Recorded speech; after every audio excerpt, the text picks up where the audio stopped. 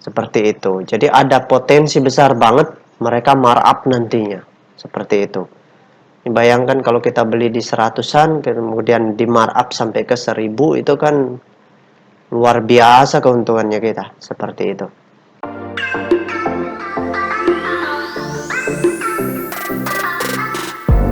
Hai Smart Traders and Investor, kembali lagi bersama saya Kadek Mertayasa di channel IUK Nabung Saham. Nah, di episode kali ini kita akan membahas salah satu perusahaan yang direquest oleh Cahyanto. Kode sahamnya AVEX, nama perusahaannya yaitu PT AVEX Indo Pratama Duta Tbk. Oke, untuk mempersingkat waktu langsung saja kita cek datanya di aplikasi iPod. Nah, selanjutnya di sini kita ganti kode sahamnya AVEX. Kemudian kita enter. Nah, kalau kita lihat grafiknya, perusahaan ini selama setahun terakhir itu cenderung mengalami penurunan yang sangat tajam ya. Nah, di sini terjadi penurunan yang tajam itu mulai dari bulan Maret. Setelah itu terus turun sampai beberapa bulan, sampai bulan Mei. Setelah itu sideways. Dan di bulan November itu mengalami penurunan lagi, kemudian dalam beberapa hari terakhir itu mengalami kenaikan, dan sekarang kembali ARB berjilid-jilid seperti itu. Oke, kita ingin lihat apa yang dilakukan oleh investor besarnya di tanggal 4 Januari dan di tanggal 5 Januari. Setelah itu kita lihat juga di tanggal 6-nya. Nah, kemudian di sini mereka kasih ARB tanpa ada yang bisa banyak keluar seperti itu. Mereka tidak jualan tentunya di sini karena volumenya kecil seperti itu. Oke, kita ingin lihat di sini apakah investor besarnya akumulasi atau justru ini hanya markup sementara, kemudian setelah itu mereka jualan distribusi di tanggal 6-nya seperti itu. Kita ingin tahulah, dan berapa besar kepemilikan investor besarnya di sini. Itu juga yang akan menjadi bahan pertimbangan kita untuk memutuskan apakah perusahaan ini layak untuk investasi atau hanya untuk trading saja seperti itu. Oke, sekarang kita cek data broker summary-nya. Kita klik kolom Broksum.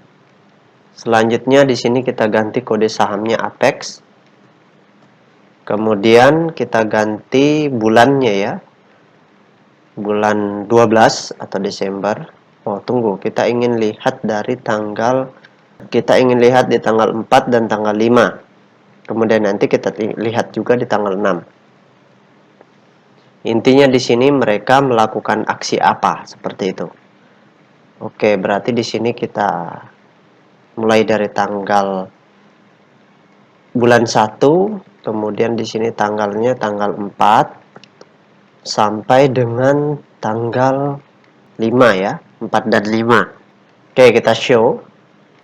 Nah, kalau kita lihat data broker summary atau data transaksinya ya, di tanggal 4 dan di tanggal 5 ini ternyata investor besarnya itu melakukan aksi small distribusi.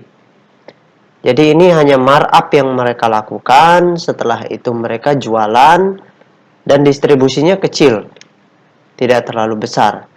Kalau kita lihat acuan kepemilikan mereka juga tidak terlalu banyak perubahan di sini. Seperti itu. Jadi ini hanya markup. Kemudian setelah itu mereka jualan sedikit, dan sekarang kita lihat di tanggal 6-nya. Di tanggal 6 sampai dengan ARB berjilid-jilid di tanggal, ini sudah ARB 3 kali sampai dengan tanggal 11. Jadi kita lihat tanggal 6 sampai tanggal 11 ya. Kalau di 4 dan 5 mereka distribusi, tentu di tanggal 6 dan sampai di 11 ini pasti distribusi juga mereka. Oke, tapi kita cek dulu ya. Tanggal 6 sampai dengan tanggal 11. Oke, kita show. Nah, kalau dari data broker summary ini, kalau kita lihat di tanggal 6 itu sampai di tanggal 11, mereka akumulasi kecil. Jadi di tanggal 6, di sini ya, di tanggal 6 ini sampai di tanggal 11, retail jualan. Retail jualan, XC jualan, kemudian PD juga jualan, seperti itu. Jadi mereka menampung itu pun tampungannya sedikit sekali, kecil sekali transaksinya investor semi retailnya atau investor besarnya. Mereka beli sedikit di sini. Nah, jadi kalau penurunan di sini tidak terjadi distribusi yang besar, ya, di sini kalau kita ambil secara keseluruhan dia small distribusi, jadi tidak akan istilahnya ini hanya markdown saja, aksi markdown. Mereka tidak buang barang banyak seperti itu. Jadi perusahaan ini masih bagus. Kalau kita mau sabar ya tunggu aja sampai terjadi markup di perdagangan berikutnya, baru kita masuk keluar atau menjual. Kalau yang mau masuk silakan masuk di sini di level support, tapi lihat dulu karena ini small distribusi, jangan sampai di level support ini ya dikatakan support ini nanti investor besarnya malahan jualan banyak seperti itu. Kalau itu yang terjadi, maka ini warning ya, berbahaya. Harga sahamnya bisa turun lebih dalam lagi. Oke, kita tutup data transaksinya. Nah, bagi yang ingin bergabung di grup channel Telegram kami, silahkan klik linknya ada di kolom deskripsi ya. Oke, sekarang kita cek data peta kepemilikannya. Nah, berdasarkan hasil riset yang Pak Guru lakukan dengan mengumpulkan data-data dari SRO Bursa Efek Indonesia dan data-data dari sebagian sekuritas, maka dapat ditarik kesimpulan bahwasanya perusahaan PT Apex Indo Pratama Duta ini 97% sahamnya telah dicetak dalam bentuk scriptless. Nah, dari 97% saham yang beredar di publik, kepemilikan investor besarnya di sini sangat besar. Ya, sangat besar, dia masuk kategori sangat besar karena kepemilikannya sebesar 74,5%. Nah, ini yang punya itu adalah dua institusi, yaitu PT Asera Capital dan PT Agusta Investment VLTD. Jadi ini yang punya institusi asing dan institusi lokal seperti itu. Jika Anda menyukai konten-konten kami mengundang Anda untuk mengklik tombol like dan subscribe agar Anda mendapatkan video terbaru kami setiap minggunya.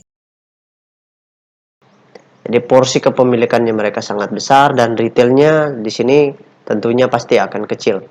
Nah, kalau kita lihat dari data, semi retailnya itu memiliki 22% dan retailnya memiliki 3,5%. Jadi kecil retailnya di sini.